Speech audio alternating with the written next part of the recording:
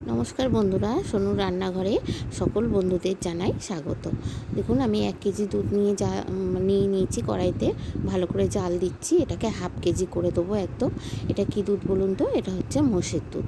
আমি গরুর দুধ নিই না, আমি বেশিরভাগ রেসিপি গরুর দুধে করি, কিন্তু আজকে আমি মোষের দুধ নিয়েছি। দেখুন কতটা শুকিয়ে উঠেছে, একদম হাফ লিটার হয়ে যাবে শুকিয়ে, উপরে একটা ক্রিমি ভাব এসে যাবে। 1 বাটি দুধ দিয়ে দিলাম, মানে আমুল দুধ, গুঁড়ো আমুল দুধ দিয়ে দিলাম 1 বাটি। এটাকে ভালো করে মিশিয়ে নেব, নেড়ে নেড়ে। একটু আঁচটা কমিয়ে রাখবেন, যেন আঁচটা খুব জোরে হাই করে দেবেন না। আর 1 বাটি চিনি দিলাম, আবারও একটু নাড়িয়ে নিয়ে আবারও একটুখানি হাফ বাটির মতন চিনি দিলাম, মানে 1.5 বাটি খানিক আমি চিনি দেবো। ভালো করে জাল দিতে হবে। জাল দিতে দিতে একদম দুধটা যখন শুকিয়ে উঠবে, এবার হাফ বাটি দিয়ে দিলাম চিনি, একদম শুকিয়ে ঘন ঘন ভাব হয়ে যাবে, তখন নামিয়ে রেখে দেবেন। আর আঁচ আমি সবসময় বলছি, আঁচ কিন্তু একদম কমিয়ে রাখবেন। খুব মানে জোর আছে এটা জাল দেবেন না, যদি একটু লেগে যায় তাহলে ভালো হবে না। আর একদম নাড়তেই থাকবেন না, একদম নাড়া যেন বন্ধ না হয়, তাহলে ভালো হবে। আমি যে রেসিপিটা করছি, এই জিনিসটা যে ভালো করে নেড়ে নিচ্ছি, একদম ফেনা ফেনা হয়ে যাবে। আমি জিনিসটার নাম ভুলে যাই, তার জন্য আমি এই জিনিসটাই বলছি। আমি নামটাই মনে করতে পারছি না, এখনও আপনাদের কাছে বলতে পারছি না। আপনারা একটু কমেন্ট বক্সে আমাকে জানিয়ে দেবেন। দেখুন কি সুন্দর ফেনা ফেনা হয়ে গেল, মানে পুরোটাই আমুল দুধগুলো যে দিয়েছি পুরোটাই গুলে গেছে, দানা ভাব যেন না থাকে, ওই কারণেই এটা দিয়ে ভালো করে ফেনা তোলা, নাহলে আর কিছু না। ভালো করে নাড়িয়ে নিয়ে একদম ঘন হবে, খুব ঘন হয়ে আসবে। এটা যদি গ্যাসের থেকে উনানের কাঠের জাল হতো তাহলে এই জিনিসটা আরও ভালো হতো। আমি কি বানাচ্ছি, বেক করা আম দিয়ে মিষ্টি দই। দেখুন বন্ধুরা, রেসিপিটা যদি ভালো লেগে থাকে বন্ধুরা, আমার সাথে থাকবেন, পাশে থাকবেন। আর নতুন বন্ধুদের বলছি, আমাকে একটু সাপোর্ট করবেন, সাবস্ক্রাইব, লাইক, শেয়ার, কমেন্ট করে একটু আমার সাথে থাকবেন। আর যদি কোনো ভুল ত্রুটি হয়ে থাকে আমাকে তাও জানাবেন।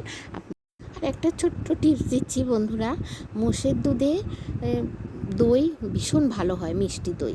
দেখুন বন্ধুরা, ঘরে বসে কি সুন্দর আমের মিষ্টি দই বানানো যায়, একদম মানে দোকানের দইয়ের চেয়েও মনে হয় স্বাদ হবে ভালো। মানে বাড়ির লোকেরা খেয়ে বলবে যে কি বানিয়েছো। কেননা বন্ধুরা, এতটাই মানে আমি বলছি কেন, আমি নিজেকে এতটাই দিচ্ছি, উৎসাহ দিচ্ছি কেন, আমি আগেও বানিয়েছিলাম এই দই, বানিয়ে ওদের খাইয়েছি, ওরা ভীষণ বলেছে ভালো হয়েছে, তার জন্য আমি আপনাদের মাঝে তুলে ধরছি। দেখুন, এই যে দুধটা নামিয়ে রেখেছি, ঠান্ডা হয়ে গেছে, আঙুল চুপিয়ে দেখলাম। এবার এই যে 1 বাটি আমের কাত নিয়ে নিয়েছি, আর টক দইটাকে জল ঝরিয়ে রেখেছিলাম, একটা ছাঁকনির মধ্যে রেখে দিয়েছি, টক দইটা জল ঝরে গেছে, তারপর ভালো করে ফেটিয়ে আমের কাদের মধ্যে আমি মিশিয়ে নিচ্ছি। এটাও খুব ভালো করে ফেটিয়ে নিতে হবে, কেননা একটু দানা দানা থাকলে হবে না। দেখুন ভালো করে ফেটিয়ে নিচ্ছি। আমার এখানে কিন্তু 2টো আম আছে, আর আমটা খুব মিষ্টি, খুব খুব স্বাদ। মিষ্টি আম দেখেই নেবেন। মিষ্টি দই বানাতে গেলে আমটা খুব ভালো আম নেবেন, আর মিষ্টি আম, পাকা আম নেবেন, খুব মিষ্টি হবে সেই আম নেবেন। এই দেখুন হয়ে গেল, এটা আবার সাইডে রেখে দিই। এবার দুধটা দেখুন কতটা ঘন হয়েছে, খুন্তিতে দেখুন কতটা সাদা হয়ে যাচ্ছে খুন্তিটা। দুধটা যখনই নেড়ে নেড়ে দেখছি ঠান্ডা হয়ে গেছে, ঠান্ডা হলেই কিন্তু দেবেন, মিশ্রণটা মিলাবেন। আম আবার টক দই তো, ঠান্ডা না হলে চলবে না। দুধটা খুব ঠান্ডা হয়ে যাবে, তারপরেই ওই মিশ্রণটা মিলিয়ে ভালো করে কড়াইতে ঢেলে আমি ভালো করে মিশিয়ে নেবো, আমটাকে ঢেলে ভালো করে মিশিয়ে নেবো। খুব ভালো করে মিশিয়ে নিতে হবে বন্ধুরা।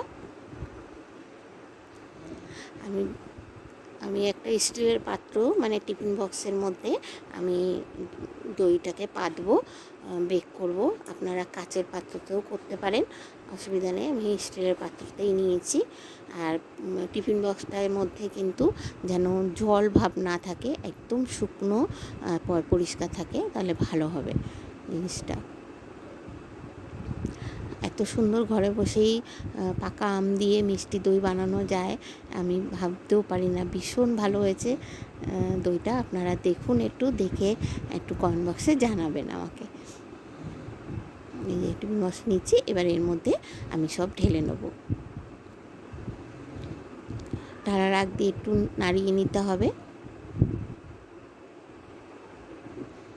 এবার আস্তে আস্তে পাত্রের মধ্যে ঢেলে নিয়ে নেব।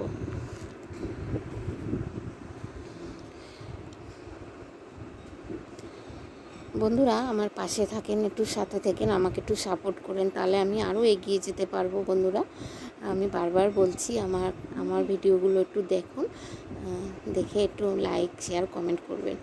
ফয়েল পেপার দিয়ে দিলাম, উপরে ঢাকনি দিয়ে দিলাম, দিয়ে এবার গ্যাসে আমি আগের থেকেই একটা কড়াইতে জল দিয়ে বসিয়ে রেখেছিলাম। জলটা ফুটে উঠেছিল, ফুটে ওঠার পর তারপরে একটা ঝাঁঝরি থালা দিয়ে দিয়েছি, দিয়ে এবার টিফিন বক্সটা বসিয়ে দেবো। এখানে না একটা বড় বিপদ হয়েছে, এই যে ফয়েল দিয়ে ঢাকনি দিয়ে পুরো ঢাকনা দিয়ে দিলাম, একটা থালা চাপা দিয়ে দিলাম, আমি না থালাটা থপ করে উঠলো, কী হলো, ফয়েলটা ঢাকনিটা খুলে গেল, ফয়েলটা আবার বের করে দিয়ে এমনি ঢাকনি দিয়ে দিয়েছে। এই যে হয়ে গেছে। 30 থেকে 35 মিনিট রাখতে লাগে। আর আঁচটাকে একটু বাড়িয়ে রাখবেন না, কমিয়েও রাখবেন না, মিডিয়াম সাইজে রাখবেন। দেখুন ওভারনাইট রাখার পর পরের দিন বের করেছি, কি সুন্দর হয়েছে, দইটা পেতেছে দেখুন। এই যে খুব সুন্দর হয়েছে, একটুকু জল কাটেনি, দেখুন কি সুন্দর, একটুকুও জল কাটেনি। খেতে তো আমি আগে বলেছিলাম, আমি আগে করেছি, খেতেও দুর্দান্ত হয়, দারুণ স্বাদ হয়। বাড়ির লোক বলেছে এটা শেয়ার করে দাও তুমি, খুব সুন্দর হয়েছে দইটা। বন্ধুরা আমার বেক করা মিষ্টি, আমের মিষ্টি দই যারা যারা দেখেছেন ভিডিওটা, তাদেরকে জানাই অসংখ্য ধন্যবাদ। বন্ধুরা নমস্কার।